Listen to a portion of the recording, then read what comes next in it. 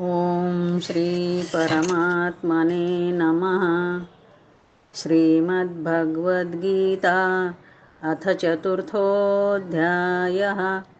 श्रीभगवानुवाच इमं विवस्वते योगं प्रोक्तवानहमव्ययं विवस्वान्मनवे प्राह मनुरीक्ष्वाकवे ब्रवीत्। एवं परम्परा प्राप्तम्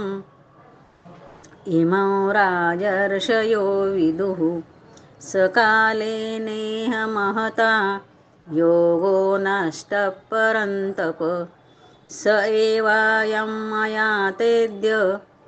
योगः प्रोक्तः पुरातनः भक्तोऽसि मे सखा चेति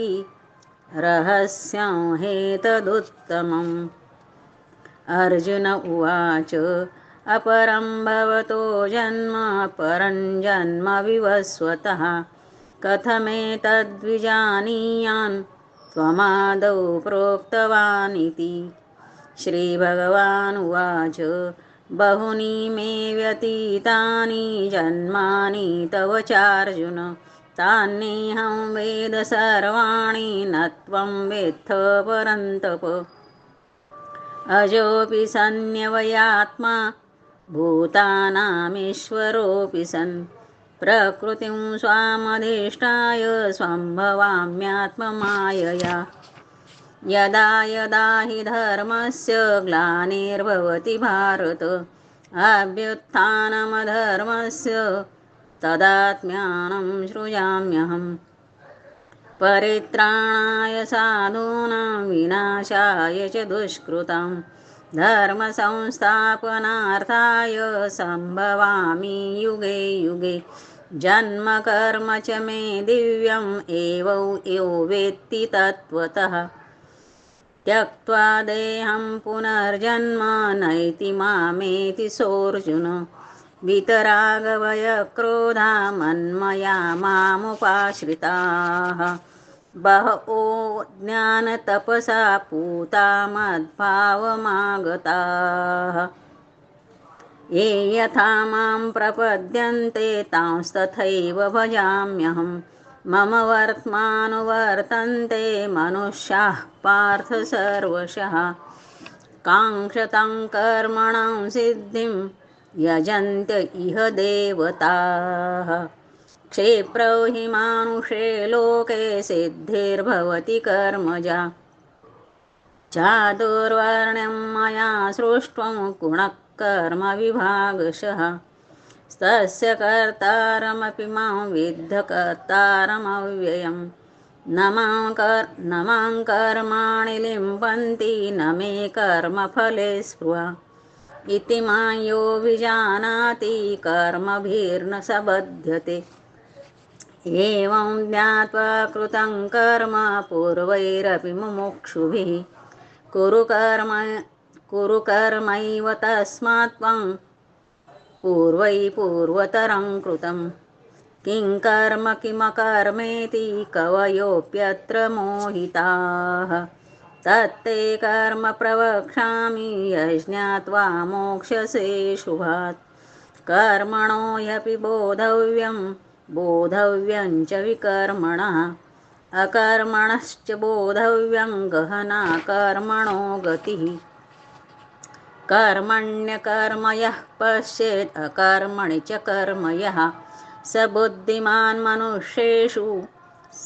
स युक्तः कृत्स्नकर्मकृत् यस्य सर्वे समारम्भः कामसङ्कल्पवर्जिताः ज्ञानाग्निदग्धकर्माणं तमाहुः पण्डितं बुधाः त्यक्त्वा कर्मफलासङ्गं नित्यतृप्तो निराश्रयः कर्मण्यभिप्रवृत्तोऽपि नैव किञ्चित् करोति सः निराशीर्यतचित्तात्मा त्यक्तसर्वपरिग्रहः शारीरं केवलं कर्म कुर्वन्नाप्नोति किल्बिषम् यदृच्छालाभसन्तुष्टो द्वन्द्वातीतो विमत्सरः समसिद्धावसिद्धौ च कृत्वापि न निबध्यते गतसङ्गस्य मुक्तस्य ज्ञानावस्थितचेतसः यज्ञायाचरतः कर्म समग्रं प्रविलीयते ब्रह्मार्पणं ब्रह्महविर्ब्रह्माग्नौ ब्रह्मणाहुतं ब्रह्मैव तेन गन्तव्यं ब्रह्मकर्मसमाधिना दैवमेवापरे यज्ञै योगिनः पर्युपासते ब्रह्माग्नावपरे यज्ञे यज्ञेनैवोपजुह्वति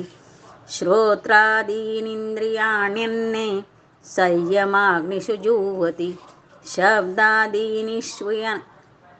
शब्दादीनि विषयानन्य इन्द्रियाग्निषु जुह्वति सर्वाणीन्द्रियकर्माणि प्राणकर्माणि चापरे आत्मसंयमयोगाग्नौ जुह्वति ज्ञानदीपिते द्रव्ययज्ञास्तपो यज्ञा योगयज्ञास्तथा परे स्वाध्यायज्ञानयज्ञाश्च यतयः संशितव्रतः अपाने जुह्वति प्राणं प्राणे पानं तथा परे प्राणापानगतिरुद्ध्वा प्राणायामपरायणाः अपरे नियताहारः प्राणान् प्राणेषु जुह्वति सर्वेऽप्येते यज्ञविदो यज्ञक्षपितकल्मषाः यज्ञशिष्टामृतभुजो यान्ति ब्रह्मसनातनं नायल्लोकोऽस्य यज्ञस्य कुतोऽन्यः कुरु सत्तम एवं बहुविधा यज्ञात् वितता ब्रह्मणो मुखे कर्मजान् विद्धितान् सर्वान् एवं ज्ञात्वा विमोक्षसे श्रेयान् द्रव्यमयज्ञात् ज्ञानाज्ञानयज्ञः परन्तप सर्वं कर्माखिलं पार्थ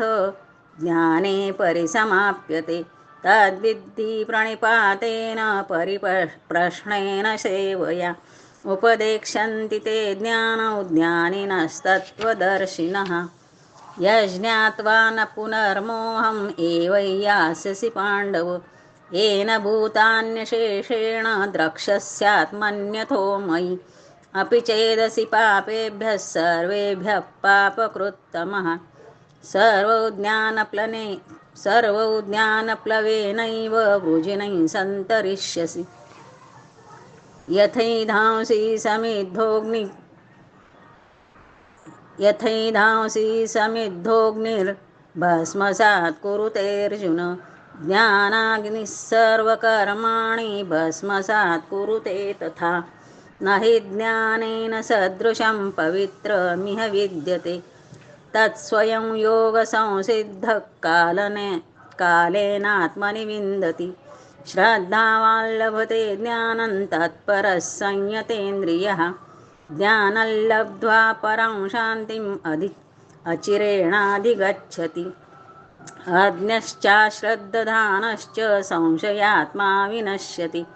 नायल्लोकोऽस्ति न परो न सुखं संशयात्मनः योगसन्न्यस्तकर्माणो ज्ञानसञ्छिन्नसंशयम् आत्मवन्तन्न कर्माणि निबध्नन्ति धनञ्जय तस्माज्ज्ञानसम्भूतं हृस्थं ध्यानासीनात्मना चित्वैनं संशयं योगम् अतिष्ठोत्तिष्ठ भारत। ओम तत्सदिति श्रीमद्भगवद्गीतासु उपनिषत्सु ब्रह्मविद्यायां योगशास्त्रे श्रीकृष्णार्जुनसंवादे ज्ञानकर्मसन्न्यासयोगो नाम चतुर्थोऽध्यायः।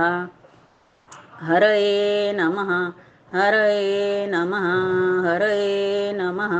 श्रीकृष्णार्पणमस्तु। शुभं भवतु।